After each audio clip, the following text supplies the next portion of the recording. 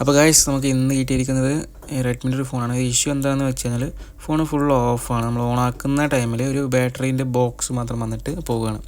അപ്പോൾ നമ്മൾ ഇത് ചെക്ക് ചെയ്ത് നോക്കാം. നമുക്ക് ചെക്ക് ചെയ്യുമ്പോൾ നമുക്ക് മനസ്സിലായത് ബാറ്ററിയിൽ വോൾട്ടേജ്. അപ്പോൾ നമ്മൾ ബാറ്ററി ഒന്ന് ബൂസ്റ്റ് ആയിട്ടുണ്ട്. ബാറ്ററി ഒന്ന് ബൂസ്റ്റ് ആയ ശേഷം ചെക്ക് ചെയ്തപ്പോൾ നമുക്ക് ചാർജ് കയറുന്നുണ്ടായിരുന്നില്ല. അപ്പോൾ നമുക്ക് CC ഒന്ന് ചെക്ക് ചെയ്ത് നോക്കാം. CCയിൽ വോൾട്ടേജ് പ്രോപ്പറായിട്ട് വരുന്നില്ല. വോൾട്ടേജ് 5 ഉണ്ടായിരുന്നു, കുറഞ്ഞ് വന്നിപ്പോൾ 0.6 ഒക്കെ ആയി.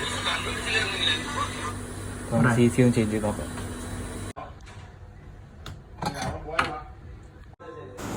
അപ്പോൾ ഗൈസ് നമ്മൾ പഴയ ചാർജിങ് കണ്ടറൊക്കെ മാറ്റി പുതിയ ചാർജിങ് കണ്ടറൊക്കെ ഇട്ട് കുട്ടപ്പനാക്കി നമ്മൾ സാധനം ഓണാക്കിയപ്പോൾ ഫുള്ള് ചാർജിങ് എല്ലാം എടുക്കുന്നുണ്ട്. ഫുള്ള് ഓക്കെയാണ്. അപ്പോൾ ഈ ഫോൺ എന്താ സംഭവിച്ചതെന്ന് വെച്ചാൽ ചാർജ് കയറാണ്ട് CC കംപ്ലൈൻ്റ് ആയി. അങ്ങനെ ചാർജ് കയറാണ്ട് ഫോൺ ഉപയോഗിച്ചുകൊണ്ടിരുന്നപ്പോൾ ബാറ്ററി ഫുള്ള് ഡ്രെയിൻ ആയിട്ട് അങ്ങനെ ഫോൺ ഓഫായി പോയതാണ്. അപ്പോൾ അതായത് ഇതിൻ്റെ ഇഷ്യൂ എല്ലാം സോൾവ് ആക്കിയിട്ടുണ്ട്.